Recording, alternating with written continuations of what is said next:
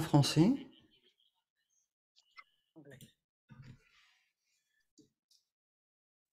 Ok, c'est Il bon. n'y a pas de problème, ne t'inquiète pas, José. Moi-même, je ne parle pas du tout espagnol.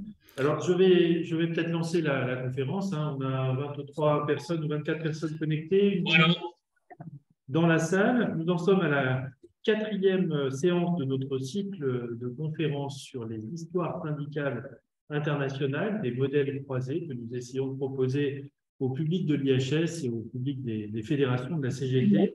Si tous les mois, alors j'ai envie de dire que la dernière séance était la semaine dernière, on pourrait croire quasiment que la fréquence devient hebdomadaire, mais c'est les hasards de calendrier puisque nous sommes passés en une semaine du mois de novembre au mois de décembre. Nous avons déjà eu l'occasion en septembre de traiter du modèle anglais, en octobre du modèle allemand, enfin du syndicalisme allemand plutôt que de modèle. Nous avons longuement parlé lors de la première séance d'ailleurs de l'usage peut-être inapproprié que nous faisons parfois du modèle. Il n'y a pas de modèle, en tout cas pas de volonté de notre part dans ce cycle d'approcher la question des histoires syndicales internationales sous l'angle de la modélisation ou d'exprimer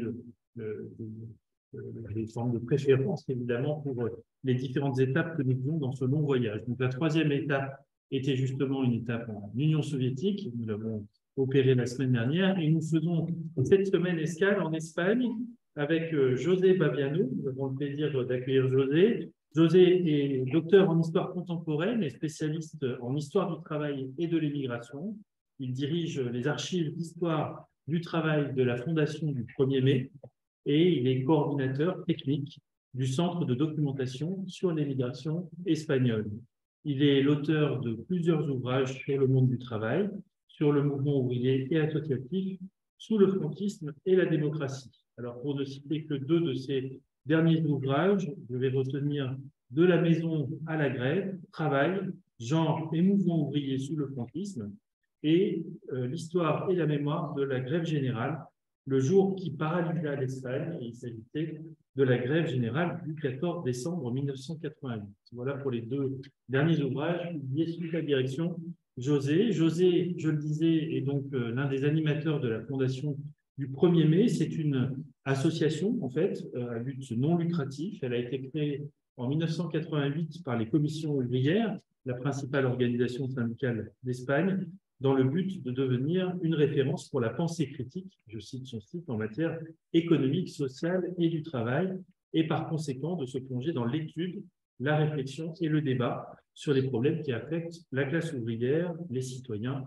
et le syndicalisme lui-même. Alors nous avons demandé à José de nous expliquer la forme tout à fait particulière qu'a pris le syndicalisme espagnol sous le franquisme et juste après, par l'étude des commissions ouvrières, justement.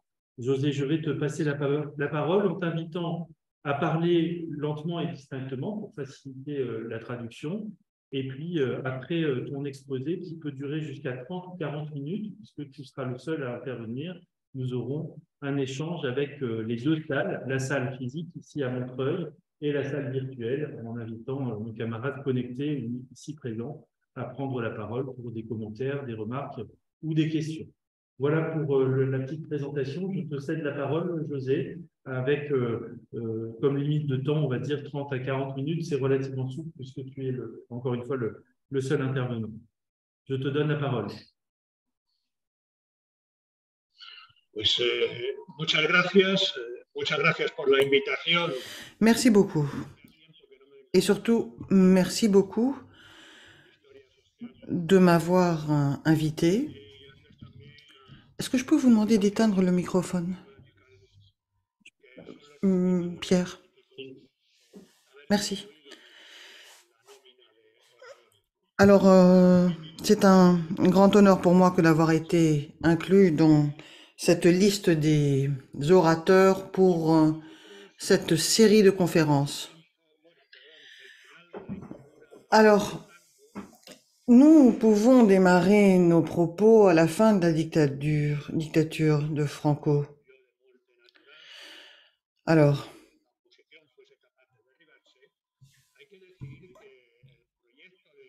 il faut dire que le projet de continuité du franquisme a en fait perduré après la mort de Franco. Franco est mort de mort naturelle, dans son lit. En revanche, le franquisme est mort dans la rue, de par l'expression de la mobilisation populaire. Il y avait à l'époque des tentatives de faire perdurer le mouvement du franquisme. Le premier gouvernement de la monarchie a été celui d'Arias Navarro et Manuel Fraga. Et le 2 juillet, Adolfo Suárez a été nommé en vue de constituer un gouvernement. Le noyau de cette mobilisation sociale a été justement le mouvement syndical. Il y a eu toute une autre série de mouvements sociaux.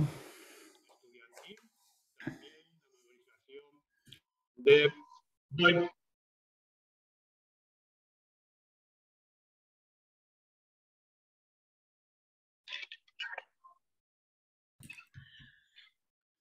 bien, de acuerdo.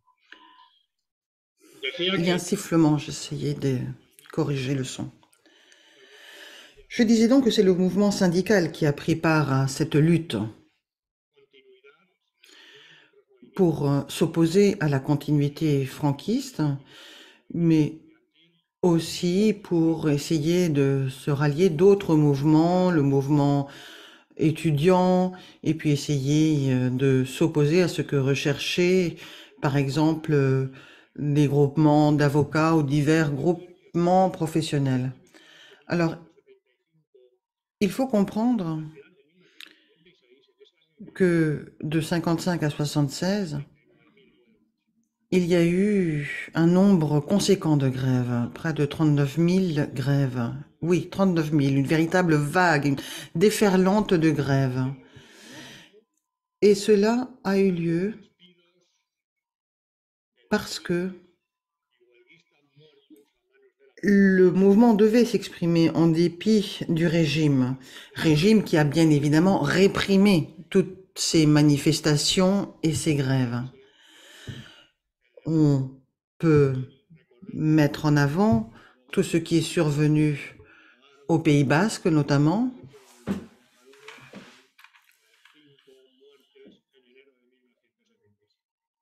Il y a eu, bien sûr, dans cette répression, un certain nombre de morts.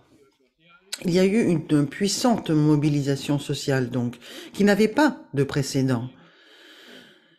Mais on était confronté aussi à toute une série de difficultés. Et il y avait des contraintes aussi, des limites. Même si le mouvement ouvrier espagnol était combatif, au cours des années 75, 76, 77, on n'avait pas eu d'expérience significative d'occupation d'usines, par exemple, comme ça avait été le cas au Portugal.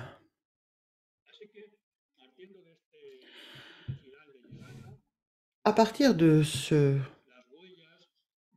point-là, de cette date, je vais essayer de retracer ce qu'a été le mouvement syndical. Et je vais tout d'abord faire référence au contexte, et puis je parlerai du syndicalisme de régime et puis du syndicalisme extérieur, celui essentiellement de Comisiones Obreras, qui a été le mouvement qui a réussi à constituer un véritable syndicalisme.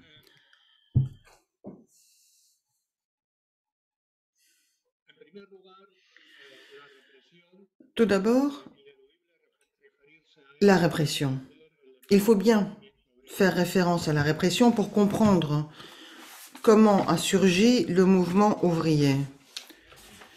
Déjà lors de la guerre civile, au début de la guerre, en septembre 1936,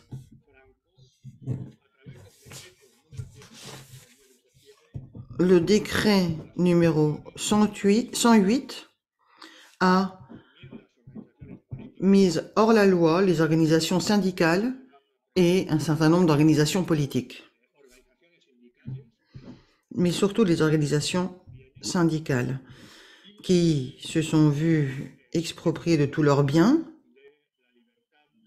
et c'était ainsi que l'on a mis un terme à la liberté syndicale sous le franquisme.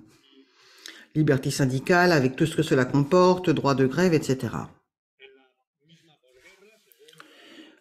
Dans la post-guerre civile, à mesure que l'on avançait dans différents fronts, il y a eu un véritable phénomène massif d'emprisonnement des mouvements de gauche et d'exil massif. Il y avait des poursuites judiciaires constamment. Ces tribunaux militaires étaient bien évidemment des jugements sans la moindre garantie. Ça a donné lieu à un certain nombre d'exécutions quasi extrajudiciaires, mais surtout ça a donné lieu à un exil massif.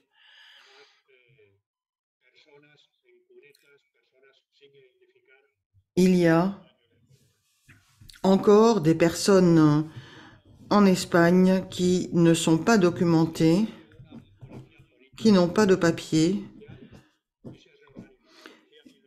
Et on a vu durant cette période toute une réorganisation du mouvement, enfin du système répressif espagnol, réorganisation de la politique,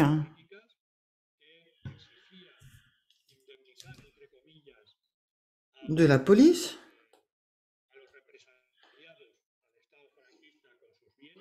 On me signale qu'il n'y a pas de traduction. Est-ce le cas? Je vois ça sur le chat. Est-ce que vous entendez le français? Est-ce que vous pouvez demander, José, excuse-moi, il faut préciser du coup aux personnes connectées à la réunion que pour avoir la traduction, vous avez un onglet au bas de l'écran avec le globe terrestre. Vous devez appuyer sur ce globe terrestre et brancher le canal français pour les personnes qui n'entendent pas la traduction en français. Excuse-moi, José, de t'avoir interrompu. C'est bon? Est-ce que tout le monde est bien connecté sur le canal français? Est-ce que maintenant tout le monde entend le français? Je pense que ça devrait être bon. Bon, parfait. Vas-y, José, tu peux reprendre, excuse-nous.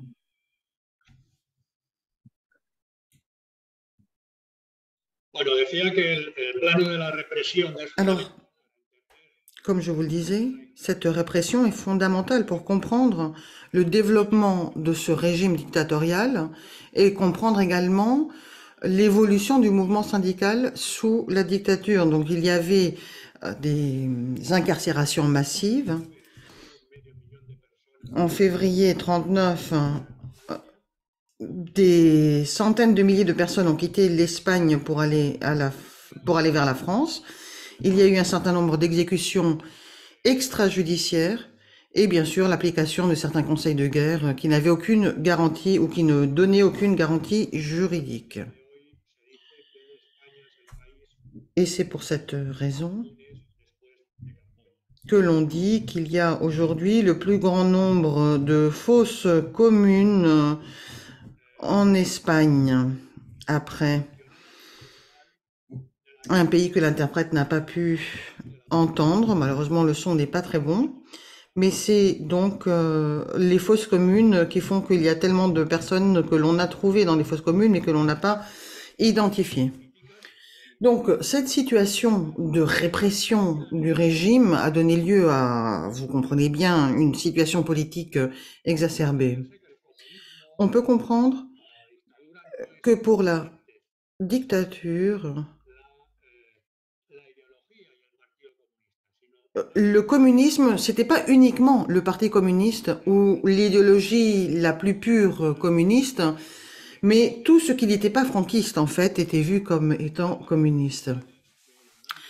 Les tribunaux de l'année 1939 ont sévi pendant de nombreuses années, puis ensuite, les conseils de guerre ont été remplacés par ce que l'on a appelé les tribunaux d'ordre public. C'était un tribunal toujours répressif. Et entre 64 et 76, 40 000 personnes sont passées par ces soi-disant tribunaux et la majorité étaient des syndicalistes, surtout de Comisiones Obreras. Il y a eu seulement 45 syndicalistes de l'ancienne CNT, Confédération nationale des travailleurs. Au début des années 70, la répression est arrivée à son étape finale, elle a connu une recrudescence et c'est dans les manifestations que l'on constatait le plus d'affrontements avec la police. Il y a eu notamment des grosses manifestations du secteur de la construction avec tous les maçons et également des occupations d'usines, la police étant rentrée dans les usines.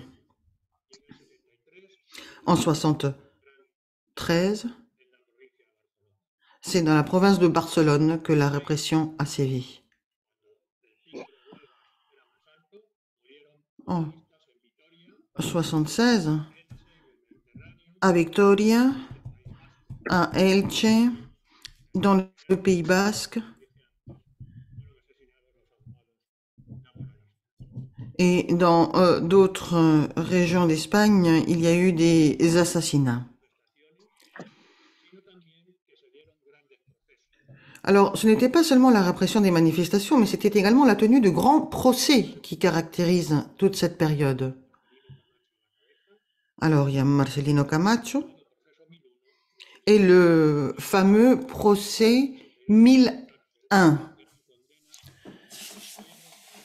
Ce procès a donné lieu à des condamnations, mais c'était de faux procès, si vous voulez, avec des morts, des détenus.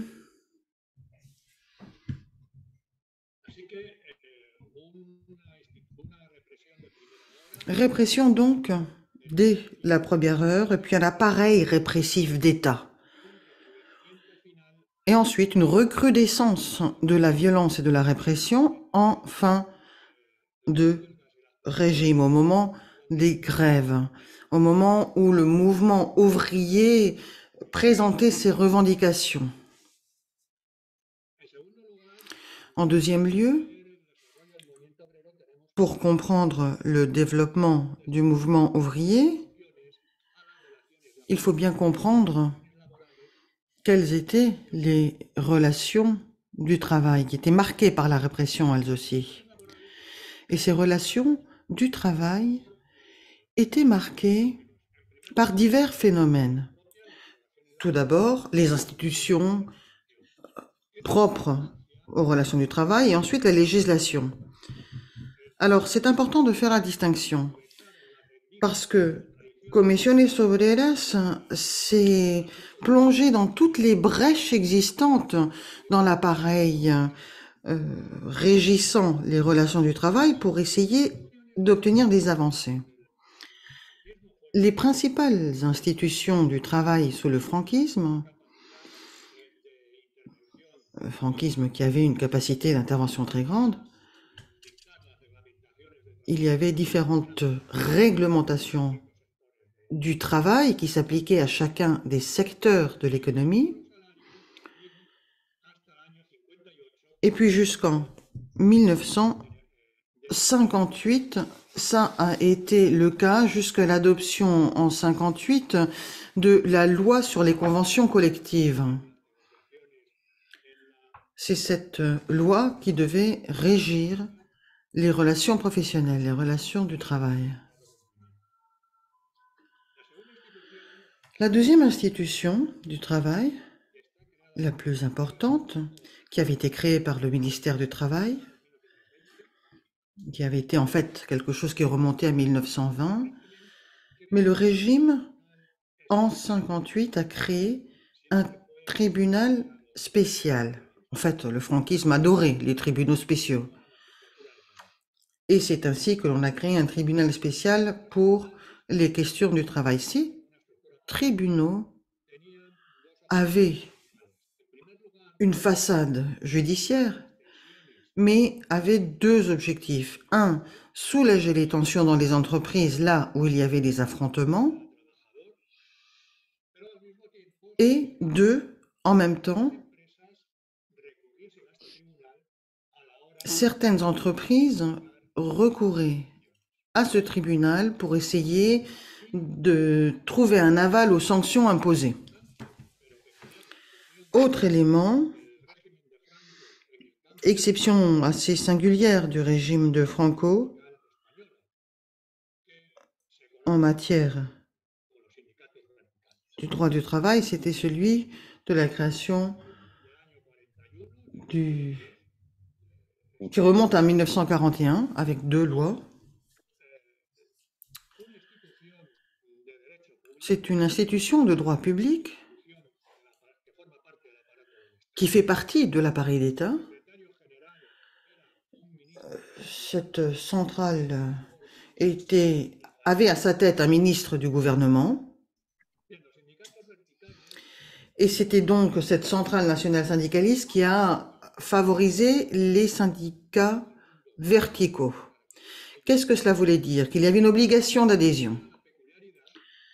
Et ensuite, tant les patrons que les travailleurs s'y trouvaient représentés. Alors, dès 1953, ces syndicats organisent des élections syndicales à la base, au niveau de l'entreprise, qui sont entièrement sous contrôle de l'appareil d'État.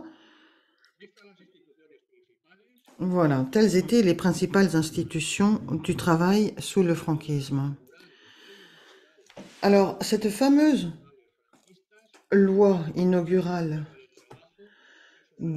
du monde franquiste est ce qu'on a appelé le Fuero del Trabajo. C'est une loi organique, si vous voulez, qui régit le travail.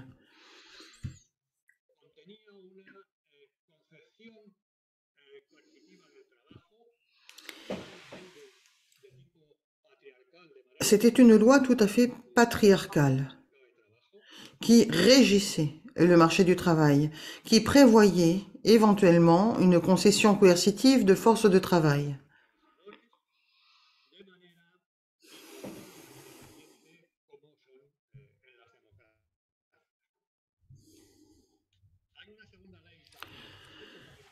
Il est une autre loi fondamentale que l'on doit mentionner ici. C'est la loi de 58 sur les conventions collectives syndicales. C'est une loi qui permet une négociation collective qui est tout à fait sui generis. Et je vais vous expliquer pourquoi. Cette négociation collective, elle se fait dans le cadre du syndicat vertical.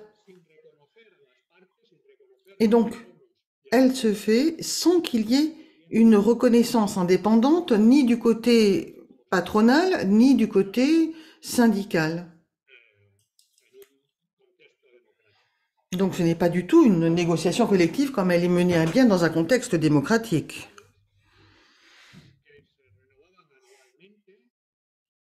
Ces conventions collectives qui se renégociaient toutes les années étaient l'occasion pour les travailleurs de demander une revalorisation salariale,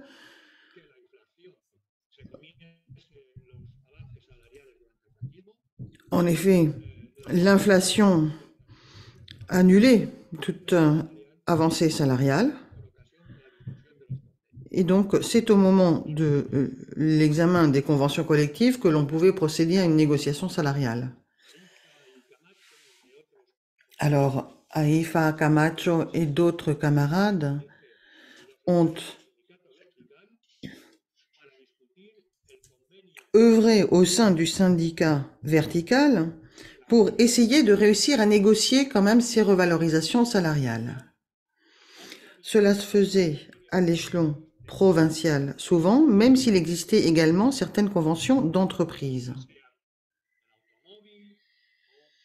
qu'il s'agisse du secteur automobile, avec SEAT, par exemple. C'est ainsi que l'on parvenait à présenter des revendications.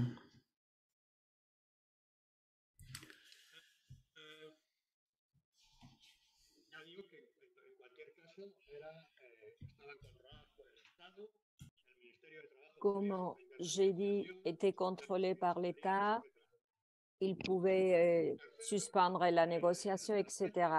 Troisième volet fondamental de contexte pour comprendre le développement du mouvement ouvrier. La même économie, mais il faut dire qu'il y a trois périodes dans l'histoire économique du franquisme. Les années 40, les décennies suivantes, la dernière période, 17-20 ans, depuis 1960 jusqu'à la fin de la dictature. Les années 40 ont été une période appelée autarcique, c'est-à-dire une période du point de vue économique ou de politique et en substitution des importations, c'est-à-dire que les régimes essayaient d'éviter les importations de l'extérieur de telle façon qu'il y a eu un énorme collapse économique. Il y a eu un manque des produits et de l'énergie, un marché noir de produits. Et d'un point de vue des travailleurs, les années 40 ont été une période de pauvreté majeure, des maladies comme la tuberculose liée à la pauvreté, de misère et même de mendicité. Les années 50, cependant, ont été en changement parce que le gouvernement a introduit l'économie espagnole dans le contexte international. Voilà les accords, par exemple, avec les États-Unis et des accords commerciaux avec la France et d'autres pays. Il y a aussi toute une série de réformes qui est le début d'une industrialisation. Et avec l'industrialisation, les débuts aussi du déplacement de beaucoup de paysans vers les villes et beaucoup d'émigrations antérieures pour travailler dans les nouvelles usines qui étaient en train de se construire.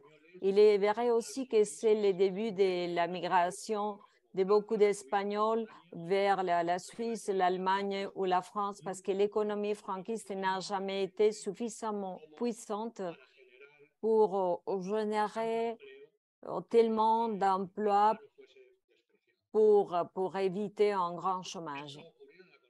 Ceci est arrivé dans l'économie espagnole après. Mais entre l'année 60-65, c'est le moment du développement, une forte croissance économique et industrielle aussi, très dépendant des pays centrales. Et par conséquent, la création d'une nouvelle classe ouvrière, en général sans qualification, qui travaille dans la grande industrie. Il est aussi une période formiste de l'économie. Les années de l'expérience foriste pour la classe ouvrière espagnole qui arrivera jusqu'à la reconversion industrielle. Comme vous le savez, qu'on parlait des divisions, des tâches, de travail en chaîne, aussi du recrutement du marché interne est une économie très verticale, une économie intégrée très verticale chez les entreprises.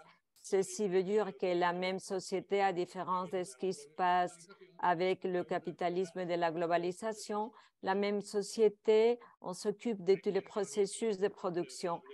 Il requiert aussi de l'emploi stable, à différence du capitalisme de la globalisation, de la mondialisation. Eh bien, Une fois que nous avons vu le contexte, je vais parler tout d'abord du syndicalisme à l'exil et de la résistance. En ce qui concerne l'exil, il faut dire que de la défaite de l'année 39 a surpris les organisations politiques et syndicales du Front populaire qui étaient très mal organisées, de façon à ce que chacun a fui les pays comme ils ont pu. Donc, jusqu'à l'année 44 et jusqu'à la libération, il n'a pas eu de congrès, de réunification, soit de l'UGT, soit de la CNT. La vérité est que la CNT s'est divisée très tôt et elle a été jusqu'à l'année 71 et après s'est réunie. Mais je voudrais dire une chose très importante de l'UGT et de la CNT à l'exil. Et c'est que, en tant que des syndicats exiliés, ce sont des organisations qui ne peuvent pas intervenir aux relations de travail de pays d'accueil, spécialement en France, que c'était les pays où se trouvait la plupart de l'exil, c'est-à-dire ils ne pouvaient pas représenter les travailleurs espagnols face à l'autorité laborale ou au patron français. Et deuxièmement, et ce qui est aussi très important, dans la mesure où ils s'organisent à l'exil, ils connaissent des difficultés majeures pour organiser la classe ouvrière à l'intérieur de l'Espagne, c'est-à-dire du pays. Et à la fin des années 50, l'UGT et la CNT à l'exil, ils avaient perdu 2/3 de leurs affiliés. La CNT, qui était contrôlée par la FAI, la Fédération anarchiste ibérique, une organisation politique, eh bien, la CNT s'est divisée en deux parties. Une partie orthodoxe qui appelait les origines, qui était très critique avec la participation des milices anarchistes au gouvernement pendant la guerre civile, que refusait bien évidemment la participation politique, et une autre partie plus pragmatique qui voulait avoir des alliances avec les forces antifranquistes à condition que le Parti communiste ne faisait pas partie des alliances. Le Parti communiste, sauf dans un moment très concret, 45-46, a été toujours émarginé des organismes et des alliances. Cette courant plus pragmatique de la CNT a eu une certaine incidence sur l'intérieur. En fait, l'année 75 parvient à un accord avec l'appareil du syndicat franquiste, un accord qu'ils sont appelés les 5 points, qui n'a pas eu d'effet. Et à partir du 68, il n'y a pas d'expérience remarquable. L'UGT a aussi cherché sa propre stratégie sur 3 axes. Le premier, c'était la prévalence de la région de Toulouse face à la direction de l'intérieur. L'UGT a essayé de s'organiser à l'intérieur. En fait, entre 1939 et 1953, la police a désarticulé cet exécutif des commissions exécutives de l'UGT de l'intérieur, aussi de la CNT, bien sûr. La CNT a eu plusieurs désarticulations, ont été désarticulées 17 fois à l'intérieur, depuis la fin de la guerre jusqu'au 52. L'UGT a basé sa survivance sur la suprématie de la direction de Toulouse face aux tentatives de se reconstruire à l'intérieur. Il a été donc principalement un syndicat des exiliés. et il a développé un déploiement diplomatique entre guillemets parce qu'il a obtenu une reconnaissance importante avec les organisations internationales socio-démocrates, avec les Allemands, avec les Britanniques, mais aussi avec le syndicat international et bien sûr avec d'autres mouvements parce que l'UGT a été un membre fondateur. Et ce qui demandait, à part la solidarité avec la propre organisation et avec les travailleurs espagnols, c'était que l'UGT se présentait en tant que la vraie représentante du prolétariat espagnol en appelant ce qu'elle appelait la légitimité, en appelant le passé. Par le passé, nous étions le grand syndicat pendant la République, les années 30, et par conséquent, nous le sommes toujours. Et particulièrement insister sur cette question quand, à l'intérieur, ont commencé à surgir des expériences syndicales qui étaient sa concurrence, particulièrement Comisiones Obreras, mais aussi un syndicat qui a participé aux premières commissiones, mais dont sa référence était la CDT française. En termes internationaux, lui a donné de bons résultats par rapport à la reconnaissance internationale. En fait, la Confédération internationale des syndicats, créée en 1973, n'a pas admis commissions ouvrières jusqu'en 1990. Par contre, la CES a été tout de suite admise. Eh bien, le syndicat à l'intérieur. Il est vrai que après la Deuxième Guerre, jusqu'à ce moment, les syndicats n'ont pas donné en Espagne des symptômes de reprise. La victoire contre le fascisme, oui, ceci a donné un peu de morale aux syndicats qui étaient vraiment blessés. La CNT et l'UGT et au Pays basque, la solidarité des travailleurs basques, de façon à ce qu'avec ce moral, ceci qui permettait la victoire contre le fascisme à Barcelone et au Pays basque, il y a une vague de grèves en 1945 et en 1946. Des grèves pour des questions très alimentaires par rapport au salaire et des conditions de travail, parce que les années 40 ont été extrêmement difficiles pour la classe ouvrière, comme j'ai dit auparavant.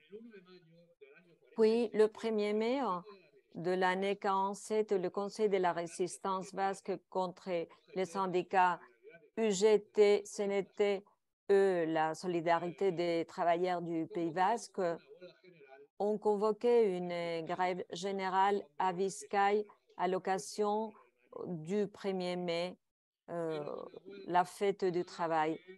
C'est une grève qui proposait des revendications d'ordre économique, des améliorations du salaire et des conditions de travail, mais aussi la revendication de la République, le refus à la dictature de Franco.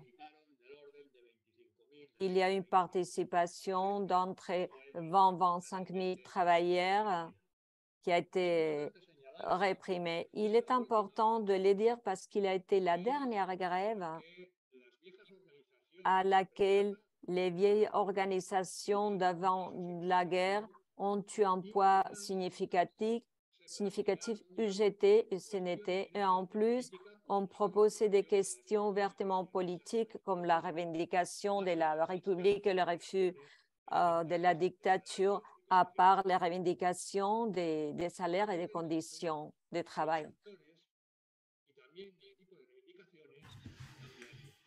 Et c'est ainsi que petit à petit, on a vu une évolution du type de revendication présentée. En mars 1951, il y a quelque chose de tout à fait marquant, un jalon, c'était la revendication et le boycott au tramway de Barcelone, transport en public. Alors ça, c'était lié à la hausse du billet du transport public, mais grâce à cette mobilisation, le prix a été revu à la baisse, donc il est revenu à ce qu'il était précédemment.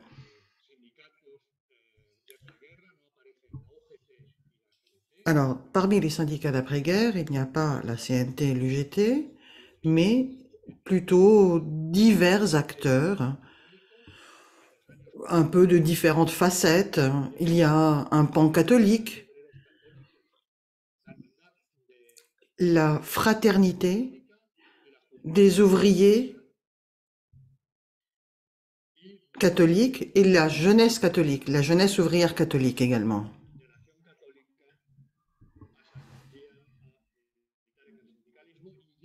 Et c'est ainsi que ces mouvements-là, catholiques aussi, ont participé du mouvement syndical. Et puis ensuite, il y avait aussi ce que l'on a appelé les liaisons syndicales. Les liaisons syndicales qui agissaient comme agents de liaison, si vous voulez, justement, mais toujours dans le cadre du fameux syndicat vertical.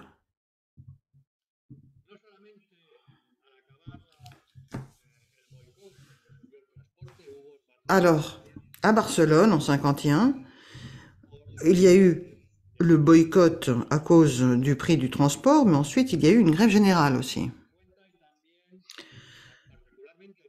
Au cours des années 50 et surtout dans les années 56 à 58, à Biscaye, à Barcelone et dans les Asturies, l'on a vu à nouveau un boycott au tramway. Et pourquoi est-ce que je mentionne ces conflits-là? Parce que c'est vraiment ce qui a caractérisé un nouveau souffle, si vous voulez, à partir de 1951.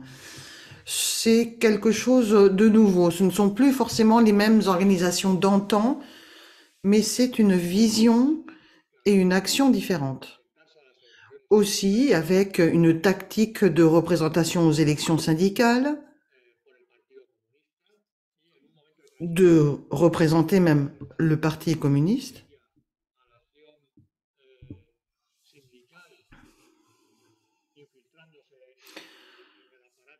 Il pouvait y avoir une action syndicale de guérilla, si vous voulez, par l'infiltration de cet appareil.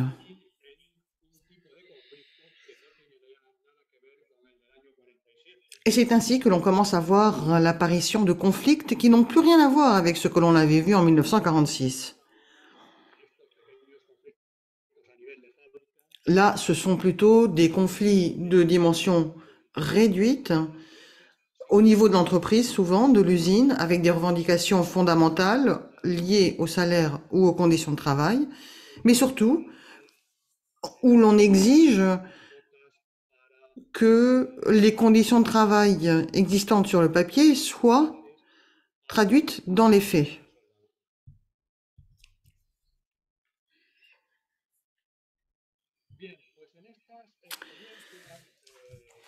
Alors,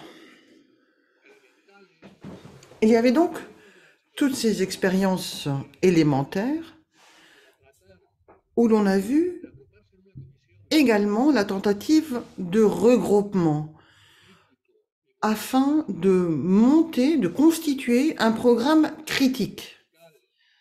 Critique à ce qu'était cet appareil syndical vertical imposé, ou bien critique aux négociations uniquement d'entreprises ou d'usines. Et c'est là que remonte justement l'origine de Comisiones Obreras. Je ne sais pas combien de temps il me reste encore. Il me reste combien de temps encore? Donc, en principe, on avait prévu 40 minutes, tu les as déjà atteintes, mais je te propose de terminer tranquillement ton exposé. dit tout à l'heure que tu étais le seul. Ah, bueno, On peut dire pues, encore 10 minutes maximum, ça irait? vale, es que como voy, trato de ir despacio para la traducción. Mais j'essaye d'aller lentement parce que je suis interprétée. Mais en fait, je dois vous parler de Comisiones Obreras, justement. Vas-y. De ces petits regroupements, des luttes que l'on a menées à ce moment-là, au cours des années 60, des élections syndicales ont été convoquées en 60, en 63 et en 66. En 63, à Séville, à Barcelone, à Madrid, des militants communistes et des militants catholiques ont obtenu des postes de délégués syndicaux à l'issue des élections. Et ceci a donné au mouvement syndical la possibilité d'avoir une marge de manœuvre accrue et de pouvoir agir davantage, au moins à l'échelon local. Alors ça, bien sûr, c'était un gros avantage.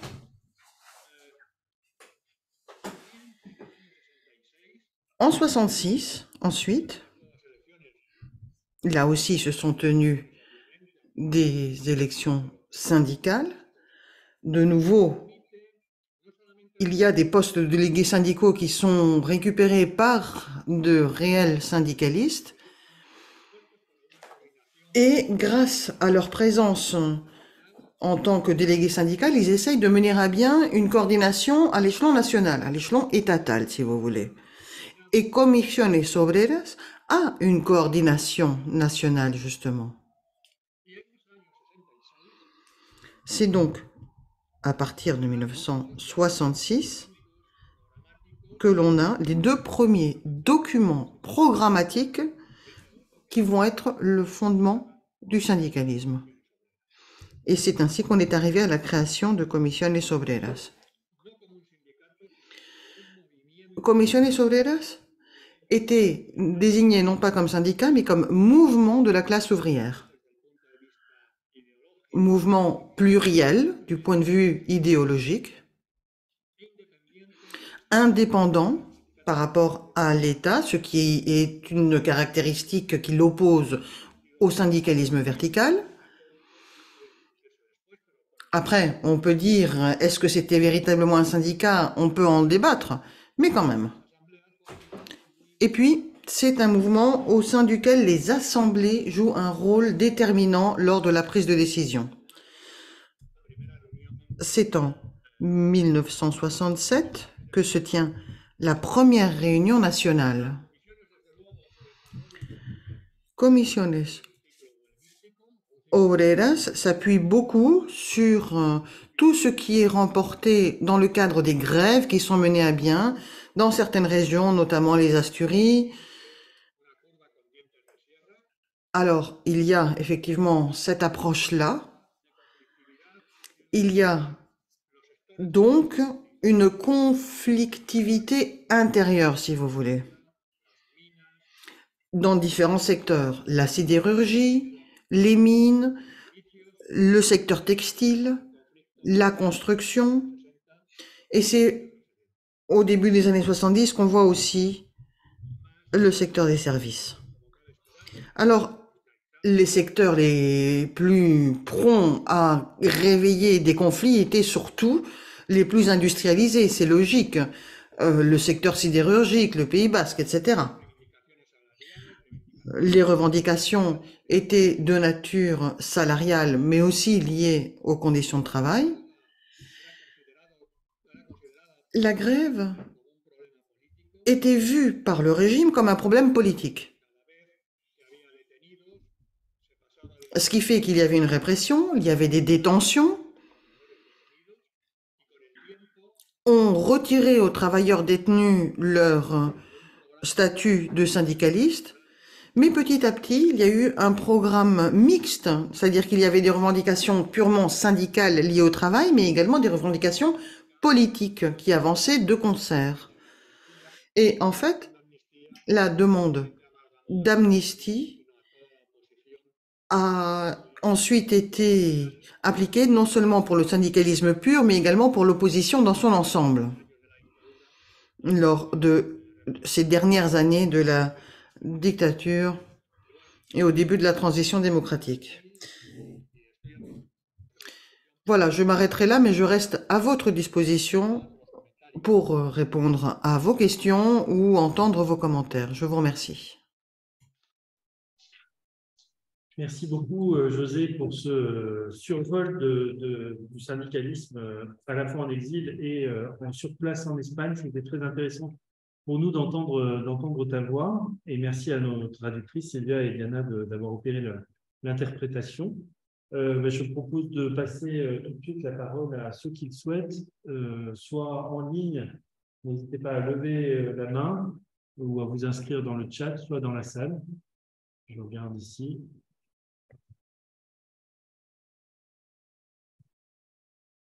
Je regarde aussi l'écran, je suis obligé de me retourner pour ça. On ne voit pas de main qui se lève. Si, j'en vois une dans la salle. Michel Pigenet. Ah ben voilà, ça y est, dans la salle, j'en ai plusieurs qui se lèvent. Donc Michel d'abord. J'espère que ça va aller pour lui.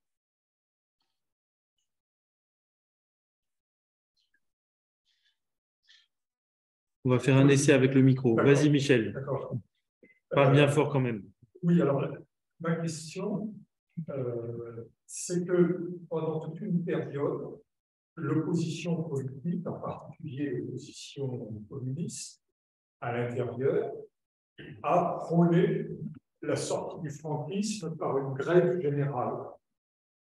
Et qu'en était-il du côté des commissions ouvrières sur ce programme de lutte, sur ces stratégies de lutte au moyen d'une grève générale? Ça, c'est une première question. Une deuxième, c'est quand même l'effacement de la CNT, qui a quand même été une force syndicale très importante. Et la question, c'est que reste-t-il? Alors, j'ai bien compris ce que vous avez dit sur leur division, leurs difficultés, mais est-ce qu'il n'y a eu aucune tradition de cette CNT qui se soit prolongée jusque, y compris jusque dans les commissions ouvrières? Voilà pour nous. Je passe tout de suite la parole à Jacques. Tu souhaites répondre tout de suite, José, ou... On va faire quelques questions. Hein, je pense que dans la transition, avant de te passer la parole, j'avais presque la même question et je l'avais formulée de la manière suivante. Est-ce que l'expérience un peu par le bas qu'évoquait José lorsque les commissions ouvrières tentent de s'implanter par le bas et de fédérer les luttes, les mécontentements, est-ce que ce n'est pas finalement une sauce CNT revisitée par les militants qui animent à l'époque les commissions ouvrières? Mais du coup, autre question dans la salle. Vas-y, je parle bien fort, mais ça devrait marcher avec le micro. C'est une question très différente. José Augurete avait réussi à imposer un monopole de légitimité au niveau international. Donc, j'aimerais savoir comment s'est posé le problème de la reconnaissance internationale des comisiones obreras dans cette période de développement initial. Au fond de la salle, oui, une autre question. Vas-y, parle bien fort, du coup. Oui. Quelle était la réception de la guerre économique? Pardon, plus près du microphone, sinon on ne peut pas l'interpréter. Parlez plus fort. Parle plus fort. Je voudrais savoir quelle était la réception de la guerre économique, le film de la Reine avec Yves Montand, et qui parlait de cette période. Alors, je répète la question peut-être plus fort pour les interprètes. Quelle était la réception de La guerre est finie, hein, c'est ça? Un film avec Yves Montand relatant la période. Si José, tu connais ce film. Et puis, on peut prendre quelques questions peut-être en ligne, s'il y en a. C'est France. Ouais, sinon, le temps qu'elle mûrisse, on peut donner la parole à José. Tu en as une? Ouais. Ouais. Alors, allons-y. On a une question en ligne. On l'ajoute à ces trois Ça doit questions. être Françoise Gaine, non? Je sais pas. Allons-y. Alors, attends.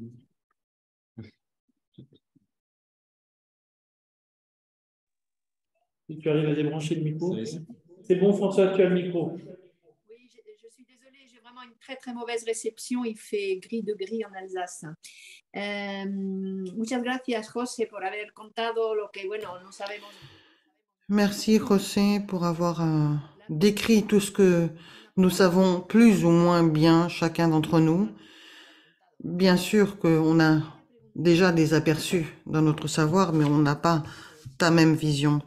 Alors moi, j'aimerais savoir ce qu'a fait ou quel a été le rôle de l'USO, le syndicat chrétien dans les années 50. Et comment est-ce qu'un syndicat né à cette époque est encore en vie aujourd'hui? Parce qu'il existe encore. C'est la troisième force syndicale en Espagne, si je ne m'abuse. J'aimerais en savoir davantage. Et quel a été son rôle?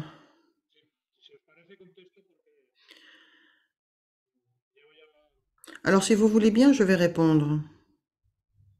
Vas-y, vas-y, José.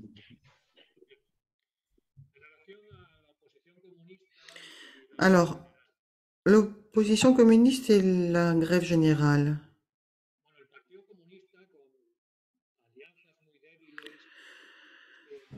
Le Parti communiste a connu des alliances, bon, en fait, amoindries par rapport à d'autres. En 58 et 59, ces grèves générales ont été vouées à l'échec. Et alors,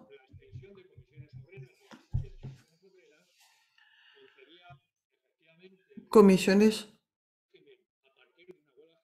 obreras elles-mêmes ont commencé à concevoir l'idée d'une grève générale comme une action qui ferait tache d'huile, si vous voulez. C'est-à-dire, un jour, on fait une grève générale, mais l'objectif, c'est pas vraiment la grève générale, c'est de déclencher un processus et ensuite de faire tache d'huile et d'avoir un mouvement qui s'étend. Donc, c'était la volonté d'avoir des petites grèves pour ensuite, petit à petit, parvenir à une grève générale. Donc, un déploiement, si vous voulez, une extension de cette action.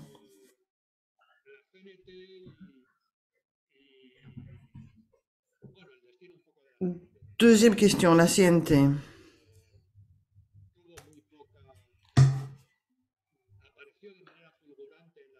Ici, il y a eu quelque chose qui a surgi au moment de la transition, c'était fulgurant, l'apparition de cette CNT avec Federica Montseny. En 1980, la CNT a eu une scission avec la CGT, qui s'est présentée aux élections syndicales, se présentant avec un programme syndical de gauche, mais elle a remporté très peu de voix au moment de ces élections syndicales. 0,5% des résultats ou quelque chose comme ça. Ceci dit, je crois que au moins durant le franquisme,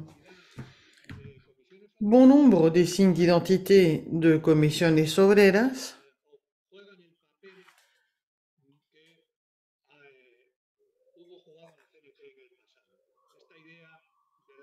ont en fait été partagés. L'idée, par exemple, d'une assemblée pour un lieu de codécision, de prise de décision commune.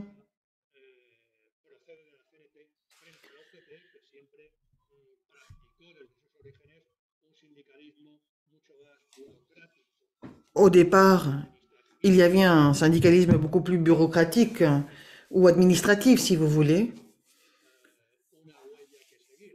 Et après, on a pu détecter la voie à suivre. Et au fil du temps, cette voie s'est creusée, s'est renforcée.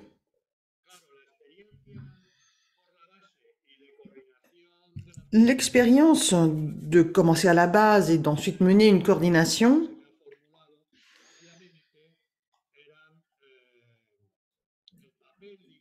c'était justement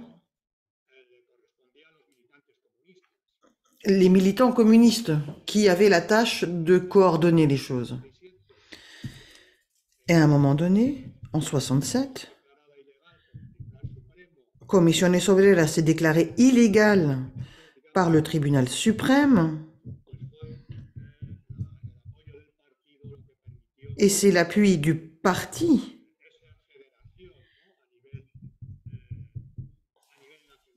qui a permis une accélération à l'échelon national. Alors,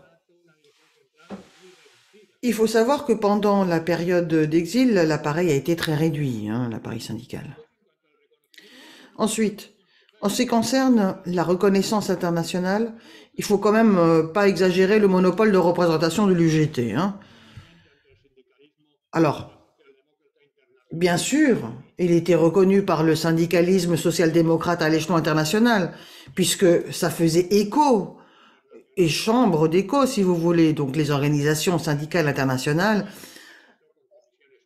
avaient cette vision de l'UGT qui voulait concurrencer, sans y parvenir, voulait concurrencer Comisiones Obreras. Alors, en fait, il y a deux niveaux de projection, si vous voulez. En 69, l'OIT a envoyé une mission en Espagne qui a rencontré notamment Marcelino Camacho et au début des années 70, lorsque il y avait, comme avec cette mission de l'OIT, des visites dans les prisons, on visitait toujours les syndicalistes. Cela donnait un écho, si vous voulez, à leur action. Il y a eu un appui du syndicalisme européen.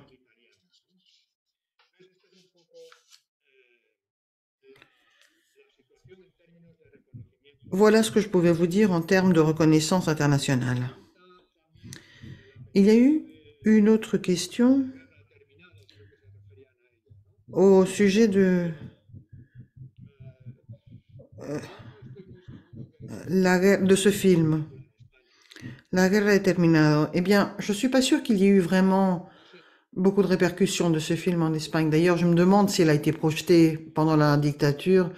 Je n'en ai pas connaissance, je vous l'avoue. Et enfin, l'USO. L'Union syndicale ouvrière est une organisation qui est une émanation catholique, qui a sa charte fondatrice depuis 61, qui était en lien avec Comisiones Obreras, mais a rompu avec Comisiones Obreras en 67. Et donc la syndicale démo-chrétienne italienne a été très proche. C'était quelque chose qui était vraiment en vogue à la fin des années 60, au début des années 70. Mais en 1977, l'USO a connu une profonde scission. Elle s'est scindée et c'est ainsi qu'il y a un rapprochement d'une des factions avec l'UGT.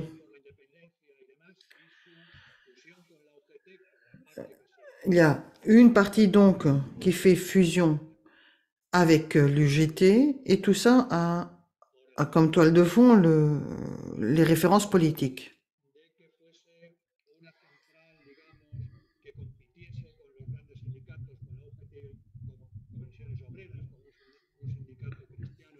C'était un syndicat qui souhaitait arriver au même niveau que les grands syndicats, c'est un grand syndicat UGT Comisiones Obreras, mais il n'y est pas parvenu, du moins à cette époque-là. Mais ensuite, il y a eu le mouvement ou le courant d'autogestion qui a été renforcé. Et puis alors maintenant, l'USO, certes, perdure. Je ne sais pas si c'est vraiment la troisième force syndicale en Espagne. C'est vrai que c'est un syndicat qui existe toujours. Mais ce n'est pas un syndicat jaune. C'est un syndicat, mais Disons qu'il y a beaucoup de différences entre l'USO et les autres.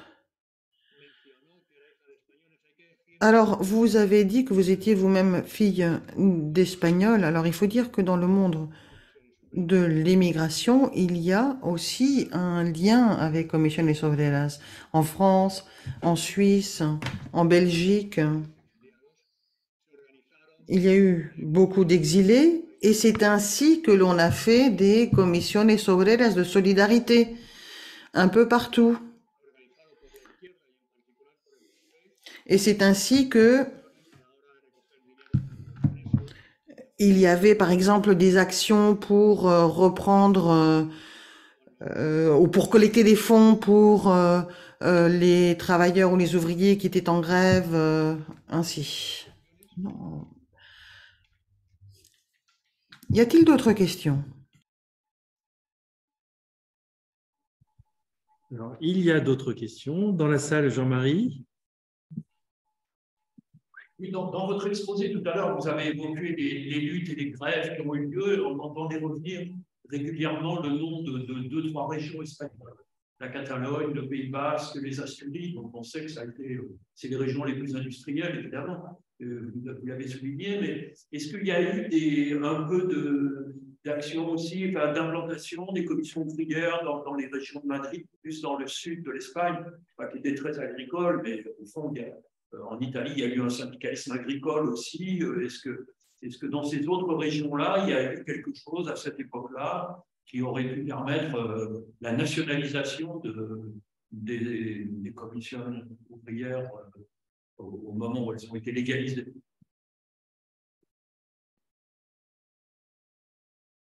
La salle ou en ligne, peut-être? Est-ce qu'il y a des questions en ligne?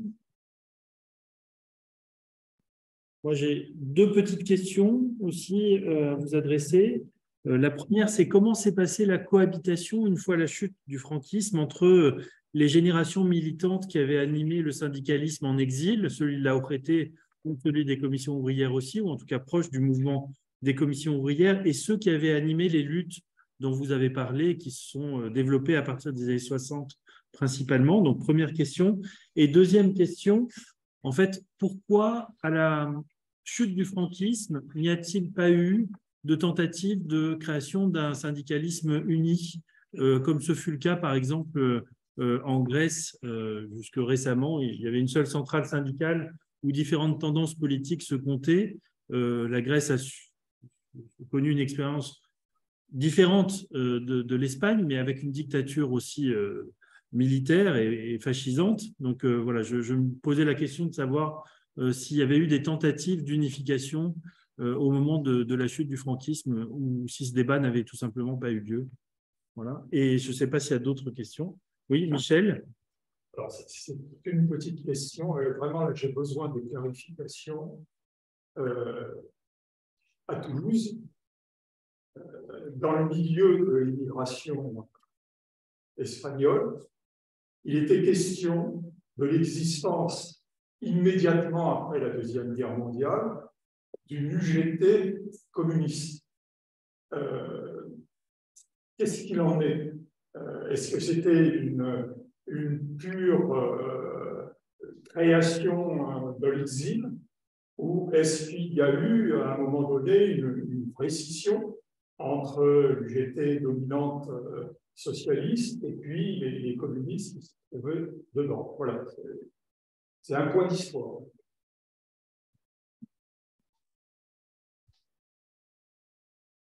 Je regarde si en ligne il y a des questions. Je ne vois pas, peut-être sur le chat, il y a des gens qui parfois demandent la parole. Non, non, il n'y a pas. Donc, José, je te redonne la parole. Il y a au moins encore 4 questions là.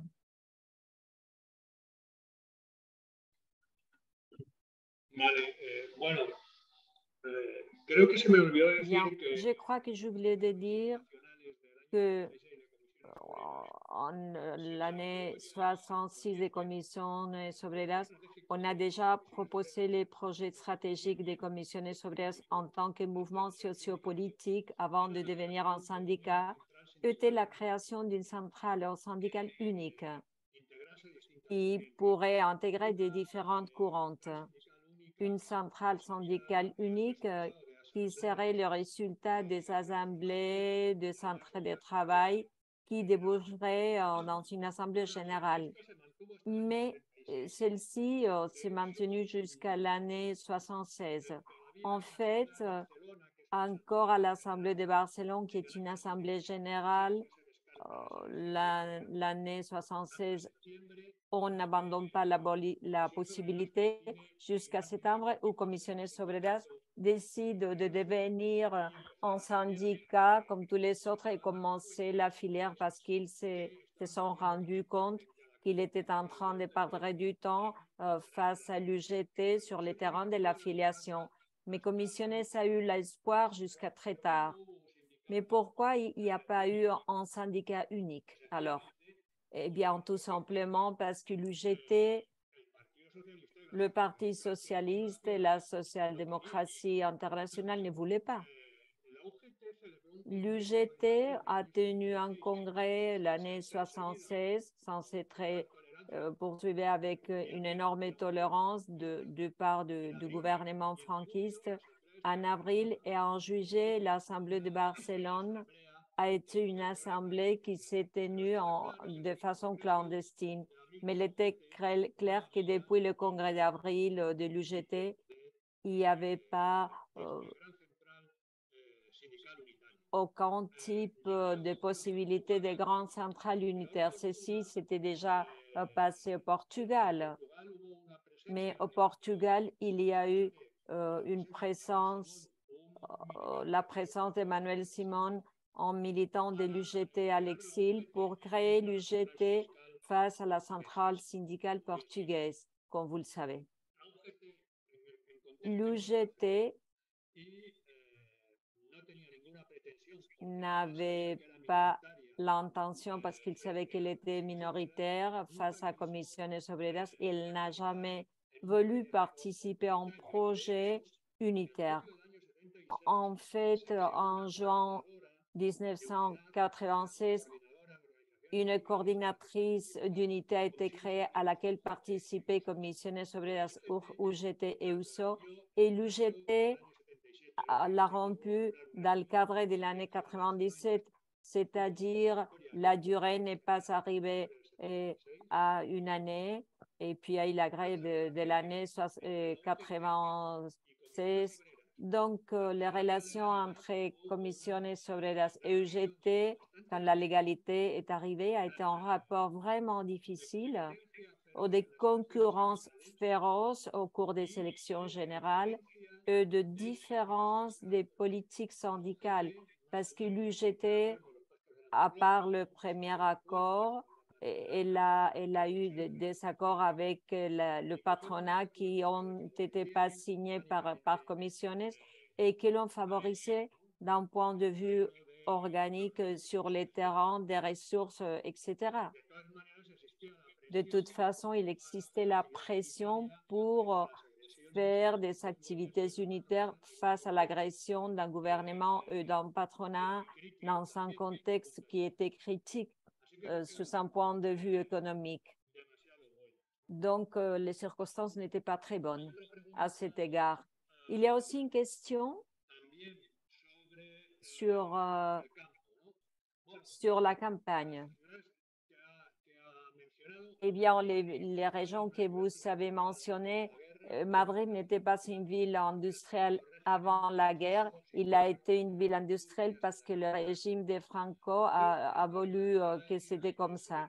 Il est vrai qu'il y a surtout un mouvement des travailleurs agricoles au sud, spécialement en Andalousie, qui a été encouragé au cours des années 60 par les communistes, qui après ont créé des commissions des paysans, mais n'a pas été un mouvement de l'envergure des Comisiones Obreras. Il faut savoir qu'au-delà des travailleurs agricoles, la campagne espagnole a eu un énorme exode parce qu'au cours des années 65 millions d'Espagnols ont changé domicile. Ils sont partis de la campagne à la ville, c'est-à-dire qu'il y a eu une vidange, on pourrait dire comme ça, de la campagne espagnole. Il y a eu des revendications à propos de la terre et la réforme agricole, mais tout ceci est resté dans l'amélioration des conditions des travailleurs agricoles avec le plan d'emploi rural, qui est une espèce d'allocation complémentaire au travail agricole qu'ils peuvent développer. Donc, il n'y a pas eu une envergure qu'on pourrait comparer, par exemple, à celle des années 30, parce qu'en juin de l'année 34, en Espagne, il y a eu une énorme grève de part des paysans. Mais ça a été la dernière fois. Après le franquisme, pendant le franquisme, il n'y a pas eu un phénomène pareil. Et il y a une question sur l'UGT et les communistes, je crois. Ah oui.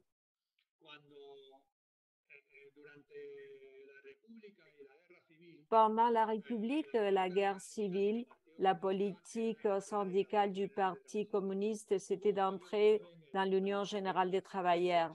Il y a eu une période très brève qu'il faisait partie de la CGT. En fait, José Díaz était un boulanger provenant de la CGT, mais il appartenait à l'UGT. Et ce qu'il s'est passé à l'exil, ce que les organisations hégémonisées par les communistes sont restées en dehors du processus.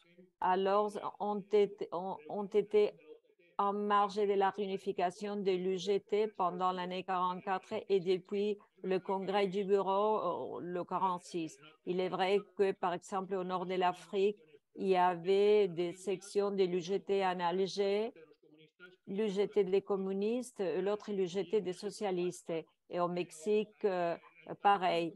Mais le Parti communiste a abandonné petit à petit la question, surtout parce qu'il était plus intéressé à avoir une organisation réorganisée de la classe ouvrière à l'intérieur. Donc, il oublie l'idée et participe à ces expériences des années 50 que parfois les appelle opposition syndicale ouvrière ou so, qui est une formule un peu ambiguë où l'on parle aussi d'opposition syndicale, commission d'opposition syndicale, jusqu'à ce qu'à un moment précis, il se rend compte que la formule gagnante, c'est comisiones obreras, mais il n'y a pas de doute sur la tactique, sur l'effet de faire une opposition syndicale, parce qu'il était pratiquement seulement les militants communistes ou la formule de commission de l'UGT. Il y a des réunions à Paris l'année 65 et 66 du mouvement ouvrier à laquelle participent des dirigeants de l'intérieur. Il était en réunion avec des pseudonymes et là, le Parti communiste n'essaye plus de créer l'UGT qui, d'autre côté, est une espèce de mythe. C'est-à-dire, chaque fois qu'il y avait une réception de l'UGT, il arrivait la police et la décirculait parce que les commissions, avec l'idée du syndicat vertical et de participer aux espaces légaux, essayaient d'échapper le plus possible de la clandestinité, parce que la clandestinité ne permet pas un mouvement ouvrier de masse, même s'il y a eu, ou logiquement, il y a eu des associations clandestines, mais ils ont essayé d'occuper des espaces légaux à travers du syndicat transversal et de la convention collective. Voilà un peu le parcours des communistes par rapport à l'UGT, à l'exil. À l'arrivée de la démocratie, la situation n'a rien à voir. Le Parti communiste, au cours des réunions de l'exil, il a trouvé spécialement important la participation des militantes catholiques. Ces militants, il faut le dire, parce que la hiérarchie catholique a terminé l'expérience de la militance catholique au mouvement ouvrier à l'année 67, mais alors les catholiques, ou bien il faisait partie du PC, ou bien il faisait partie d'autres organisations, comme par exemple la ORT, qui a fait partie des commissions obreras. Je disais que pour le Parti communiste, la présence des catholiques, c'était très bien parce que brisait son isolement, qui était l'obsession des commissions obreras, parce qu'elle était très isolée. Et donc, c'était quelque chose qu'il prenait d'une façon très positive, quoi. Je ne sais pas si j'ai répondu à toutes les questions, à tous et à toutes. Absolument, tu n'as oublié personne, je crois. Non. Est-ce qu'il y a d'autres questions ou interventions? Je me tourne vers l'écran pour voir. Quería saber cuántos compañeros hay en Je la sala. voudrais savoir combien de camarades il y a dans la salle, à part les camarades qui sont en connexion. Plus ou moins, si c'est possible, bien évidemment. Oui, oui. Il y a une quinzaine de personnes dans la salle et il y a 23 ou 23 participants en ligne. Donc, nous sommes une quarantaine. D'habitude, oui, les séances de ce site, ici, entre 30 et 50 participants. Voilà. On est dans la moyenne. Moi, j'avais une autre question, mais j'invite chacun à phosphorer et réfléchir à éventuellement en poser d'autres. Mais j'en ai encore une qui me vient à l'esprit, là, en t'entendant. Que reste-t-il finalement du corporatisme franquiste au moment de la chute et dans les années qui suivent? Est-ce qu'il y a une tentative de maintenir en fait ce syndicalisme vertical qui s'est effondré sous la pression intelligente des commissions ouvrières, ou finalement est-ce que ça disparaît complètement du paysage?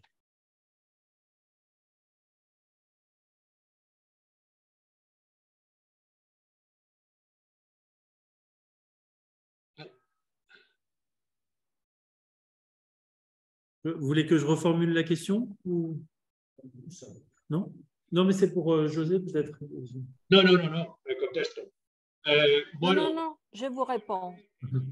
La vérité est que sur les terrains du syndicalisme, il y a eu une rupture complète avec la dictature. Pendant que dans d'autres milieux, on parlait toujours d'une transition politique, d'une réforme, et là, il y a eu une rupture politique.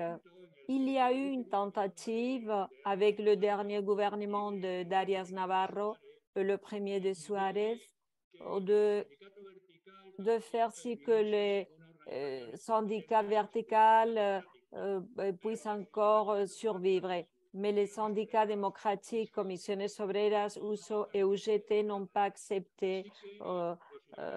Donc, les syndicats verticaux ont été éliminés, tout comme le mouvement, mais leur énorme appareil des propriétés et des fonctionnaires a été converti en administration institutionnelle sociale du travail, et les fonctionnaires ont été distribués dans des différents ministères.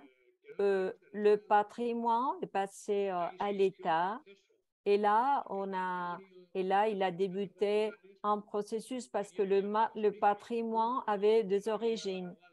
L'un, tout ce que l'État avait volé aux anciennes organisations, et l'autre, les patrimoines syndicaux cumulés, c'est-à-dire les patrimoines qui s'étaient créés avec les contributions des travailleurs pendant le franquisme.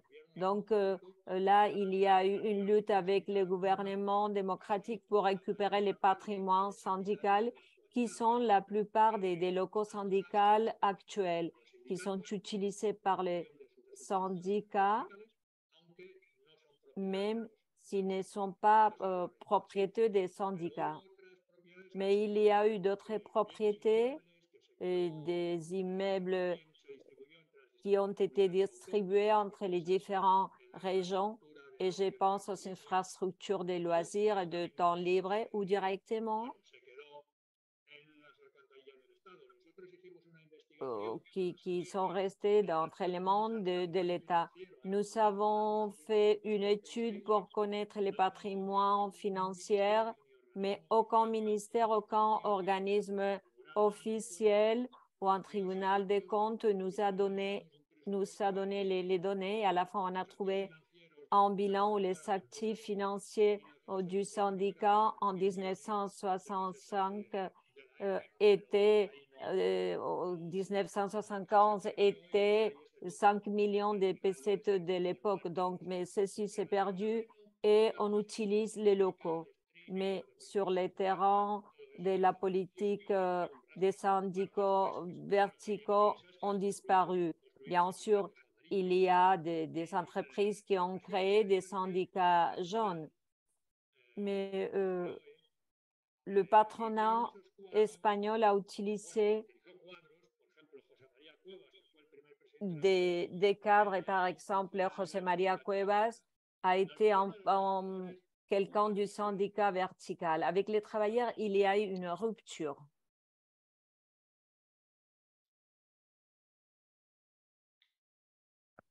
Merci beaucoup, José. Est-ce qu'il y a d'autres remarques, demandes de parole? Je n'en vois pas. À ce moment-là, il me reste à conclure et à te remercier, José, d'avoir pris le temps de cet échange avec nous. Désolé du format un peu insatisfaisant, on va dire, de cette conférence. Je sais que c'est toujours très compliqué de parler pendant près de 40 minutes à son écran et à ne pas voir de gens vivants de l'autre côté de son regard. Donc, j'espère que la prochaine fois que nous aurons l'occasion d'échanger sur le syndicalisme en Espagne, nous aurons l'occasion de le faire de façon vivante, d'autant qu'habituellement, l'échange entre français et espagnol se fait justement entre latins de façon beaucoup plus vivante que nous l'avons opéré aujourd'hui. Donc, il me reste, je le disais, à te remercier et à annoncer la prochaine conférence de notre cycle qui aura lieu sur le syndicalisme américain et elle aura lieu le 15 janvier, je crois. J'espère ne pas me tromper, je n'ai pas pris mes notes. Donc, en tout cas, vous aurez évidemment l'information et de multiples piqûres de rappel avec un lien de connexion, là encore, et la possibilité de venir ici à Montreuil pour ceux qui le souhaitent. Et ce sera un échange avec Donna Kesselman et avec sur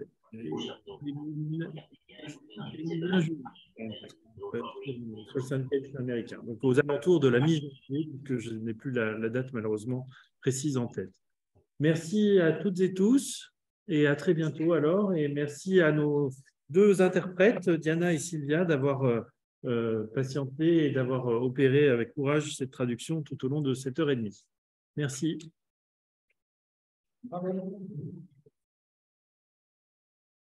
Muchas gracias Merci beaucoup. Merci à tous et à toutes. Et à la prochaine. J'espère qu'il sera très, très tôt. Au revoir. Salut.